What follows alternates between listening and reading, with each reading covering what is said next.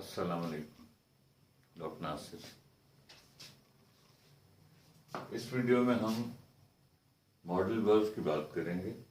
जैसे पिछले कई वीडियोस में हमने इस टॉपिक की बात की है। बड़ा बेसिक नवेद का लेक्चर है, इसमें कोई ज़्यादा डेप्थ नहीं होगी। जैसे आप देख सकते हो कि मॉडल वर्ब जो हैं कौन से हैं? Must, should, have, could, would, ये इनकी कई आगे शक्लें। तो आज जो हम दो मॉडल्स को लेकर चलेंगे, जैसे आप देख सकते हो इस कॉलम में models. The first one is could have, जिसका मतलब है सकता था।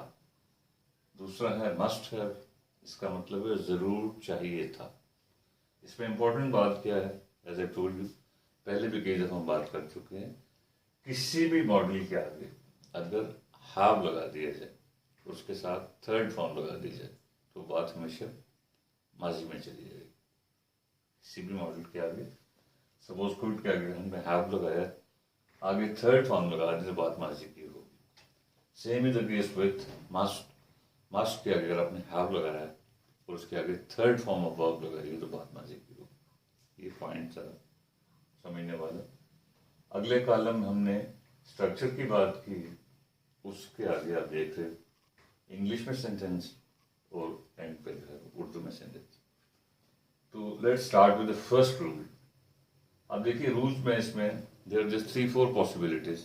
आप सब जानते हो सेंटेंसेस कभी पॉजिटिव होते हैं, कभी नेगेटिव होते हैं, कभी इंट्रोगेटिव या सवालिया होते हैं। तो इंट्रोगेटिव में they might be positive, they might be negative. तो let's start with the first rule. अगर जो है सेंटेंस पॉजिटिव हो तो फिर हम क्या स्ट्रक्चर लगाते हैं? पहले हम लगाते हैं सब्जेक्ट, फिर हम लगाते हैं कुड हैव माजी के हवाले से, और उसके साथ जैसे मैंने अभी कहा था third form of verb. Subject यानी कि परफॉर्मर, फिर कुड हैव और साथ थर्ड फॉर्म ऑफ वर्ब। अब देखिए एक सिंपल सा एक्सप्रेशन आपके सामने है उर्दू में, you can check over there. वो इत्तला दे सकता था, माजी की बात हुई, इसकी सिंपल सी इंग्लिश क्या होगी? वो ही सकता था, कुड हैव, और थर्ड फॉर्म ऑफ वर्ब इत्तला दे सकना, इन्फॉर्म। अगर आप इसको इस एंगल से देखें, ही यहाँ पे सब्जेक्ट जो है वो ही, कुड हैव जो है वो एज इट इज मौजूद है, और थर्ड फॉर्म ऑफ वर्ब जो है वो informed. He could have inform, वो इन्फॉर्म कर सकता था। ओके, नेक्स्ट देखें। अगर एक्सप्रेशन नेगेटिव है तो जाहिर है उसमें बहुत ज़्यादा तब्दीली नहीं आती, वही स्ट्रक्चर चलता है, थोड़ा सा नॉट का इजाफा हो जाता है। तो in case of negative sentences जब हम कहेंगे फलां चीज नहीं, we start with the subject, शुरू में हम सब्जेक्ट लगाते हैं, फिर कुड। अब कुड के फौरन बाद नॉट, इसमें ये ख्याल रखना है, अक्सर लोग कहते हैं कुड हैव नॉट, इसमें we have to use not just after could. Subject, could, not, फिर हैव और फिर थर्ड फॉर्म। बात समझने वाली क्या है कि we have to use not just after could, have से पहले, कुड के बाद। अब देखिए एक्सप्रेशन देखिए, हम उसी सेंटेंस को ले लेते हैं। वो इत्तला नहीं दे सकता था, we are referring to the past, माजी की हम बात कर रहे हैं। इसकी इंग्लिश क्या हुई? ही वो के लिए, कुड सकने की सेंस में, कुड हैव असल में पास्ट का टाइप देता है, और एज आई जस्ट सेड कि नॉट ने बीच में आना है, तो फिर क्या हुआ? ही कुड नॉट हैव, और आगे इन्फॉर्म इत्तला देना, और third form is informed. He could not have informed. जितने भी हम सेंटेंसेस ले रहे हैं इसमें एक्टिव वॉइस का स्टाइल चल रहा है। इसमें हम परफॉर्मर को उठा रहे हैं, परफॉर्मेंस को नहीं। सारा जोर हम डूअर पर डाल रहे हैं कि काम कौन कर रहा है, हम इस बात को नहीं कंसिडर कर रहे क्या काम हो रहा है। हम एक्टर पर जोर डाल रहे हैं, एक्शन पर नहीं। तो और इस लिहाज से ये रूल यहाँ पर अप्लाई हो रहा है। इंट्रोगेटिव सेंटेंसेस में थोड़ा सा कंफ्यूजन अक्सर देखने में आया कि उसमें सवालिया जुमले, उसमें रूल क्या होगा? हम स्टार्ट में कुड लगाएंगे, फिर वो बंदा या बंदी या सब्जेक्ट, फिर हैव और फिर थर्ड फॉर्म। पहले कुड, फिर सब्जेक्ट, फिर हैव और फिर थर्ड फॉर्म। अब देखिए सपोज इसे, क्या वो इत्तला दे सकता था, सवालिया होगा ना, यू आर आस्किंग समवन, आप इससे पूछ रहे हैं, तो इसकी इंग्लिश क्या होगी? हमने स्टार्ट खुद से किया, उसके आगे सब्जेक्ट लगा दिया ही, और उसके साथ हैव ने अपनी जगह पर आना है, और फिर inform, third form of verb, he could have inform, वो इत्तला कुड ही हैव इन्फॉर्म, क्या वो इत्तला दे सकता था।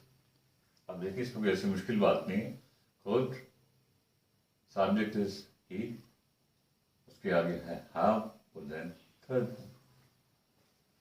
The next possibility is interrogative negative.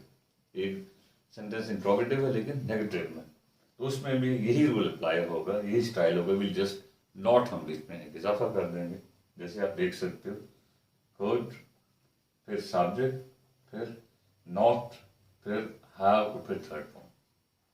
अब इसमें अक्सर ये देखा गया कि लोग जब इंट्रोगेटिव सेंटेंस बोलते हैं तो ऑर्डर गलत कर देते हैं, तरतीब गलत कर देते हैं, तो you have to maintain this order.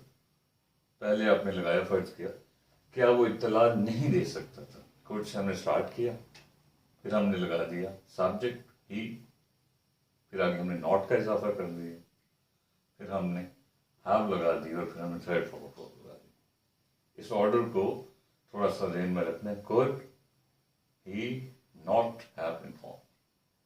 अब इसमें कुछ WH वर्ड्स होते हैं फर्ज के, वो क्यों नहीं बता सकता था, कब नहीं बता सकता था, तो उसकी तफसील हम बाद में देखेंगे।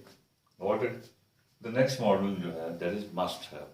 तो as I said earlier, must have हो या कोई भी मॉडल हो, उसके आगे अगर have हो तो बात माजी की होगी। तो जैसे आपको पता है कि must have means जरूर चाहिए था, और ये भी सारे एक्टिव एक्सप्रेशन हैं, क्योंकि एक्टिव से मुराद हम लेते हैं कि परफॉर्मर हमें नजर आ रहा है, हम इस चीज को नहीं कंसिडर कर रहे कि कौन कर रहा है, कि क्या हो रहा है, हम इस बात पे फोकस कर रहे हैं कौन कर रहा है। अब इसमें भी positive negative interrogative and interrogative positive और इंट्रोगेटिव नेगेटिव, चार शक्लें बनी। अगर सेंटेंस पॉजिटिव है तो वही रूल है, स्टाइल वही है, पहले सब्जेक्ट, फिर यहाँ कुड हैव था, यहाँ मस्ट हैव लगा रहे हैं, subject plus must have plus third form of verb. First क्या कहते हैं, उन्हें राबिता करना चाहिए था, और एक्चुअली हम कहना चाह रहे हैं कि उन्हें जरूर राब्ता करना चाह रहे थे, इसलिए हम यहाँ मस्ट लगा रहे हैं, उन्हें राब्ता करना चाहिए था, और we are saying that thing with stress. तो इसकी क्या इंग्लिश होगी, उन्हें के लिए दे, मस्ट हैव माजी का टाइप देने के लिए, और कॉन्ट्रैक्ट मीन्स राब्ता करना, और उसकी थर्ड फॉर्म है कॉन्ट्रैक्टेड। उन्हें राब्ता करना चाहिए था कि सिंपल इंग्लिश क्या होगी, they must have contacted. Okay, वही रूल अप्लाई हो रहा है, सिर्फ हमने कुड हैव की बजाय मस्ट हैव लिख रहे हैं हमने। नेगेटिव सेंटेंस हो, इसको डिस्कस करने की मेरे जरूरत ही नहीं, इसमें सब्जेक्ट है, फिर मस्ट है, और जस्ट आफ्टर मस्ट हमने नॉट लगाना, बस ये बात समझने वाली। जैसे हमने या जस्ट आफ्टर कुड हमने नॉट लगाया था, सब्जेक्ट मस्ट नॉट, फिर आगे हैव और आगे थर्ड। फर्ज किया जैसे लिखा है, उन्हें जरूर राब्ता नहीं करना चाहिए था, तो इसकी इंग्लिश होगी दे मस्ट, ओके, नॉट इसके फौरन बाद, और फिर हैव और फिर कॉन्टेक्ट।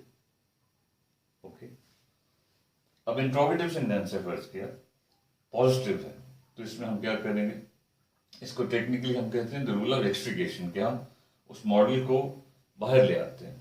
ठीक है, तो वह जो भी है आप उसमें ये ध्यान में रखें, स्टार्ट में मॉडल आ गया, मस्ट, फिर सब्जेक्ट, फिर हैव और फिर थर्ड फॉर्म। जैसे आप देख रहे हैं एक्सप्रेशन, क्या उन्हें राबिता करना चाहिए था, स्ट्रेस के साथ हम कह रहे हैं, तो मस्ट से हमने स्टार्ट किया, उसके बाद सब्जेक्ट है दे, और फिर हैव फिर कॉन्टेक्ट। ये देख लें, मस्ट ये हो गया, subject is they, have is have and third form is contacted, क्योंकि स्टाइल वही है। And the last expression is ये है इंट्रोगेटिव नेगेटिव सेंटेंस, एक सेंटेंस सवालिया भी है और नेगेटिव में भी है, तो इसमें रूल क्या होगा, ऑलमोस्ट द सेम, स्टार्ट में मस्ट आएगा, फिर सब्जेक्ट आएगा, फिर नॉट आएगा, और इस ऑर्डर को ध्यान में रखना, must then subject then not, फिर हैव और फिर थर्ड फॉर्म। इस ऑर्डर को अक्सर लोग गलत कर देते हैं, ये थोड़ा ख्याल रखना। क्या उन्हें राबिता नहीं करना चाहिए था? स्ट्रेस से हम कह रहे हैं, तो इसकी इंग्लिश क्या होगी?